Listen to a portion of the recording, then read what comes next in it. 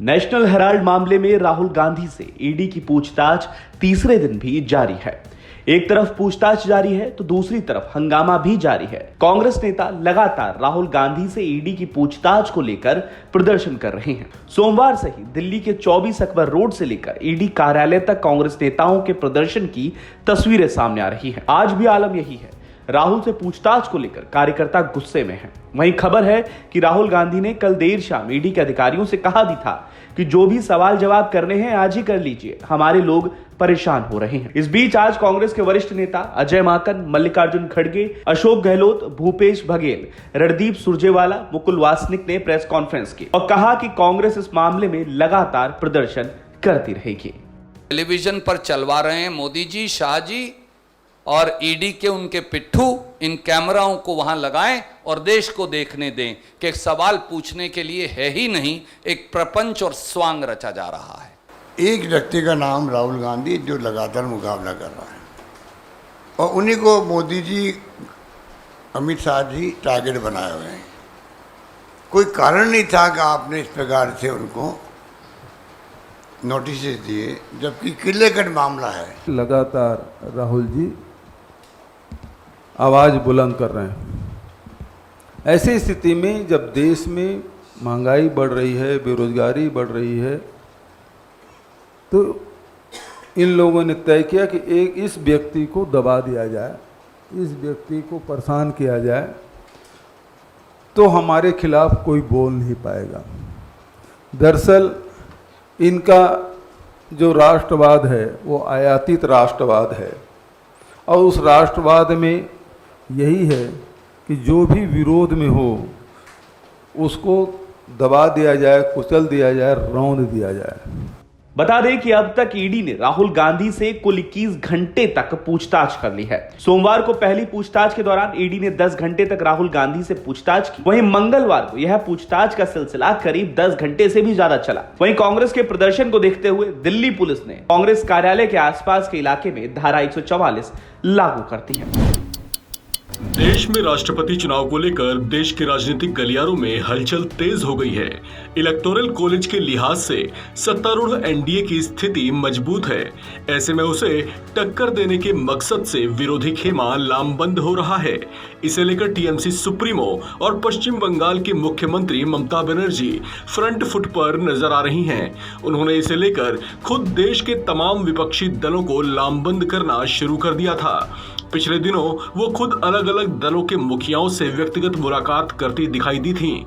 इसे लेकर संयुक्त विपक्ष की बैठक के लिए देश के करीब 22 राजनीतिक दलों को चिट्ठी लिख आमंत्रित भी किया गया था, क्योंकि उन्हें इस बात का इल्म है कि विपक्षी खेमा एकजुट नहीं हुआ तो राष्ट्रपति चुनाव में अपने पसंदीदा उम्मीदवार के पक्ष में दावेदारी मजबूत नहीं हो पाएगी।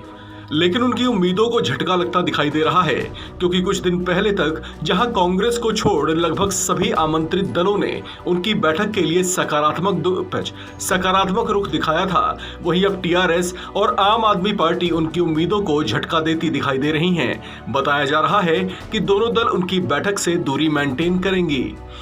इतना ही नहीं, इन दोनों दलों के अलावा बीजेडी और वाईएसआर-सीपी भी उनकी इस बैठक से दूरी बना सकती हैं। हालांकि इन सबके बीच सपा सुप्रीमो अखिलेश यादव ने जरूर साफ कर दिया है कि वे ममता बनर्जी के फैसले के साथ खड़े रहेंगे। इस बात की तस्दीक उन्होंने खुद एक प्रेस कॉन्फ्रेंस के दौरान की।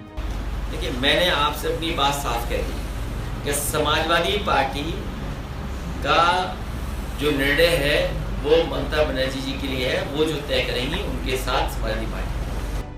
बात अगर शिवसेना की करें तो उनकी ओर से पहले ही ये स्पष्ट कर दिया गया था कि इस बैठक में खुद उद्धव ठाकरे नहीं पहुंच पाएंगे। हालांकि शिवसेना की ओर से किसी प्रतिनिधि के शामिल होने की बात पिछले दिनों खुद संजय राउत ने कही थी। हालांकि ममता बनर्जी राष्ट्रपति चुनाव को लेकर जिस तरह से रुचि दिखा रही हैं और जिस तरीके से खुद फ्रंट फुट पर आकर विरोधी दलों को लामबंद करने की कोशिशें कर रही हैं, उसे लेकर कांग्रेस ने जरूर नाक भौं सिकोड़ लिए थे। द क्विंट की एक रिपोर्ट के मुताबिक कांग्रेस नेता अधीर रंजन चौधरी ने ममता की इस बैठक को गैर जरूरी बताया था। उनका कहना था कि इसे लेकर कांग्रेस पहले ही प्रयासों में जुटी हुई है और सोनिया गांधी की ओर से मल्लिकार्जुन खड़गे को विपक्षी दलों के बीच राष्ट्रपति पद के उम्मीदवार की पहचान की जिम्मेदारी सौंपी जा चुकी है। आपको बता दें कि ममता बनर्जी की ओर से इस बैठक के लिए पिछले दिनों चिट्ठी ओडिशा के सीएम नवीन पटनायक, झारखंड के सीएम हेमंत सोरेन, कांग्रेस की अंतरिम अध्यक्षा सोनिया गांधी, दिल्ली के सीएम अरविंद केजरीवाल, तेलंगाना के सीएम चंद्रशेखर राव, केरल के सीएम पिनराई विजयन, तमिलनाडु के सीएम एमके स्टालिन, पंजाब के सीएम भगवंत मान और महाराष्ट्र के सीएम उद्धव ठाकरे समेत देश के 22 राजनीतिक दलों के नेताओं को चिट्ठी लिखी गई थी। अब देखना होगा कि ममता की कोशिशों और उनके आमंत्रण पर होने वाली बैठक में कौन कौन से दल शामिल होते हैं। केंद्र की मोदी सरकार ने युवाओं के लिए अग्निपथ योजना की शुरुआत की है। इसके तहत अग्निवीरों की भर्ती की जाएगी। इसको लेकर बिहार में छात्रों का विरोध प्रदर्शन शुरू हो गया है। युवाओं के मुताबिक केंद्र सरकार की घोषणा युवाओं के रोजगार के अधिकार का हनन है। बिहार के बक्सर में युवाओं ने ट्रेन पर पथराव किया तो मुजफ्फरपुर में सड़कों पर जोरदार हंगामा देखने को मिला। दरअसल बुधवार को युवाओं ने कई ट्रेनों पर पथराव कर दिए। इसके चलते कई ट्रेनों की टाइमिंग प्रभावित हुई। बक्सर के अलावा मुजफ्फरपुर में भी सेना की भर्ती की नई नीति का विरोध दिखा। मुजफ्फरपुर में भी छात्रों ने रेलवे स्टेशन के पास जोरदार प्रदर्शन किया। इसके बाद सड़क जाम करके नारेबाजी करते दिखे। शहर के दूसरे इलाकों में भी विरोध प्रदर्शन देखने को मिला। युवाओं के मुताबिक रक्षा मंत्रालय की मौजूदा घोषणा उनके रोजगार के अधिकार का उल्लंघन है। 4 साल की नौकरी के बाद युवा क्या करेंगे, इसकी घोषणा सरकार ने नहीं की है। सरकार को फुल टाइम जॉब पर फोकस करना होगा। दरअसल रक्षा मंत्री राजनाथ सिंह ने मंगलवार को अग्निपथ योजना की घोषणा की थी। उन्होंने अग्निपथ योजना के बारे में बताया कि ट्रेनिंग के बाद जवानों को अग्निवीर कहा जाएगा। 4 साल अवधि पूरी होने पर करीब 75% जवानों को रिटायर कर दिया जाएगा। इसके बदले में उन्हें 10 से 12 लाख रुपए की धनराशि मिलेगी। 25% जवानों को लंबी अवधि के लिए आगे सेवा विस्तार दिया जाएगा। दूसरी तरफ बिहार में इसी योजना का विरोध शुरू हो गया है। योगी सरकार का बड़ा तोहफा, 6,000 रुपए में अपनों के नाम संपत्ति की रजिस्ट्री। रजिस्ट्री पर नहीं देना होगा स्टाम्प शुल्क। जी हाँ, उत्तर प्रदेश की योगी सरकार ने संपत्ति अपनों के नाम करने वालों को अब एक बड़ा तोहफा दिया है। प्रदेश में ब्लड रिलेशन में होने वाली रजिस्ट्री पर अब कोई भी स्टाम्प शुल्क नहीं देना होगा। मात्र 5,000 रुपए में ही स्टाम्प पर रजिस्ट्री की सुविधा दी गई है। इसके अलावा 1,000 रुपए प्रोसेसिंग फी देनी होगी। योगी सरकार ने कैबिनेट में इस प्रस्ताव को पास कर दिया है। आपको बता दें, शुरुआत में इस योजना का लाभ 6 महीने के लिए ही मिलेगा। योगी सरकार ने अब अपनों के नाम संपत्ति करने के लिए गिफ्ट डीड यानी कि दान विलेख में 6,000 रुपए के स्टाम्प पर रजिस्ट्री की सुविधा दी है। दान विलेख यानी कि गिफ्ट डीड के दायरे में आने वाले पारिवारिक सदस्यों में माता पिता, पति पत्नी, पुत्र पुत्री, पुत्र वधू, दामाद, सगा भाई, बहन, पुत्र और पुत्री का बेटा बेटी शामिल हैं। अभी तक परिवार के अंदर गिफ्ट डीड में भी डीएम सर्किल रेट के हिसाब से रुपए खर्च करने पड़ते थे, जिसमें अगर कोई 50 लाख की संपत्ति है तो उसके लिए कम से कम 4,20,000 रुपए खर्च करने पड़ते थे। लेकिन अब मात्र 6,000 रुपए में ही ये काम हो जाएगा। हालांकि योजना अभी पायलट प्रोजेक्ट के तहत शुरू की गई है। शुरुआत में 6 महीने के लिए इसे लागू किया गया है। बाद में इस योजना को आगे बढ़ाया जा सकता है। आपको बता दें, ये सुविधा देश के अन्य राज्यों जैसे कि महाराष्ट्र, कर्नाटक और मध्य प्रदेश में पहले से ही लागू की गई है। आपको बता दें कि योगी सरकार को इस योजना के लागू होने से करीब 200 करोड़ रुपए सालाना नुकसान होने का अनुमान है। मौजूदा समय सभी तरह के रजिस्ट्री पर सर्किल रेट के आधार पर स्टाम्प शुल्क लेने की व्यवस्था है।